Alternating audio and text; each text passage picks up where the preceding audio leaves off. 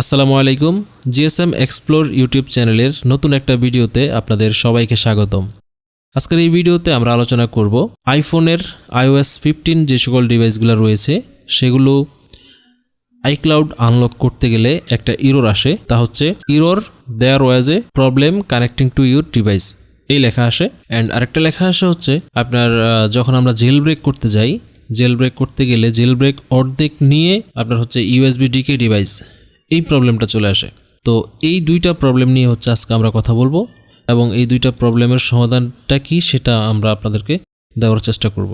মূল ভিডিওতে যাওয়ার আগে বলে রাখি, আপনি যদি আমাদের চ্যানেলে নতুন হয়ে থাকেন তাহলে চ্যানেলটি অবশ্যই সাবস্ক্রাইব করে রাখবেন, কারণ মোবাইল রিলেটেড সমস্যাগুলোর সমাধান প্রতিনিয়ত আমাদের চ্যানেলে আপলোড হয়ে থাকে। সেই সাথে আপনি যদি চান মোবাইল ফোন সার্ভিসিংয়ের সফটওয়্যার হার্ডওয়্যারের কাজগুলো শিখতে, সেক্ষেত্রে আপনারা চাইলে আমাদের ট্রেনিং ক্লাসে যুক্ত হতে পারেন। বিস্তারিত ইনফরমেশন আমাদের ভিডিওটির ডিসক্রিপশন সেকশনে দেওয়া থাকবে।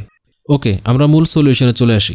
তা হচ্ছে আপনারা যখন ফোনটাকে কানেক্ট করবেন তখন দেখবেন যে হচ্ছে ফার্স্ট যেটা খেয়াল করবেন তা হচ্ছে ফোনের বর্তমানে ভার্সনটা কত রয়েছে। তো এখানে আপনারা দেখতেছেন যে আমার যেই বর্তমান এখন ভার্সন রানিং আছে তা হচ্ছে 15.3।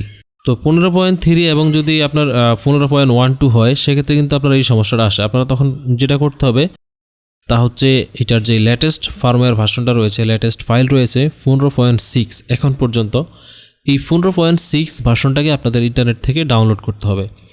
তো এই ভার্সনটা আপনারা কীভাবে ডাউনলোড করবেন সেটা আমি দেখিয়ে দিচ্ছি। আপনারা খুব সিম্পলভাবে সেটা ডাউনলোড করতে পারবেন। সেটা হচ্ছে IPSW, এই ওয়েবসাইটে ঢুকবেন। এখান থেকে আপনারা মডেল নাম্বার চিনিয়ে ফাইলটিকে ডাউনলোড করে নেবেন। এরপর আমরা ফোনটাকে ফ্ল্যাশ করে ফোনের যে ভার্সনটা রয়েছে ফোনটার ভার্সনটাকে আপডেট করে নিব। তো এখন দেখেন আমাদের ফোনটার ভার্সনটা আপডেট হয়ে গিয়েছে। এখন আমরা ফোনটাকে কানেক্ট করলাম এবং এখন কিন্তু এক চান্সেই কানেক্ট হয়ে গিয়েছে এবং এখানে আপনার আমাদের ফোনটা সাপোর্ট হবে কি হবে না সেটাও কিন্তু চলে আসছে। ফোনের যে সিরিয়াল নাম্বারটা কিন্তু আমরা সার্ভারে এখনও অ্যাক্টিভ করি নাই। তো এই সফটওয়্যার দিয়ে জেল ব্রেক করতে হলে, আনলকিংয়ের প্রসেসটা শুরু করতে হলে অবশ্যই আপনাকে ফার্স্টে সার্ভারে পে করতে হবে, দেন হচ্ছে কাজটাকে করতে হবে। সার্ভারে এসএন নাম্বার অ্যাক্টিভ করতে চাইলে আপনারা চাইলে আমার সাথে যোগাযোগ করতে পারেন। আমার হোয়াটসঅ্যাপ ইনফরমেশন ভিডিওর ডিসক্রিপশনে দেওয়া থাকবে। তো এই ছিল আজকের ভিডিও। আশা করি ভিডিওটি আপনাদের অনেক কাজে আসবে। ভিডিওটি ভালো লাগলে অবশ্যই একটি লাইক করে দিবেন, সেই সাথে চ্যানেলে নতুন হয়ে থাকলে সাবস্ক্রাইব করতে ভুলবেন না। আজকে এতটুকুই, দেখা হবে পরবর্তী ভিডিওতে।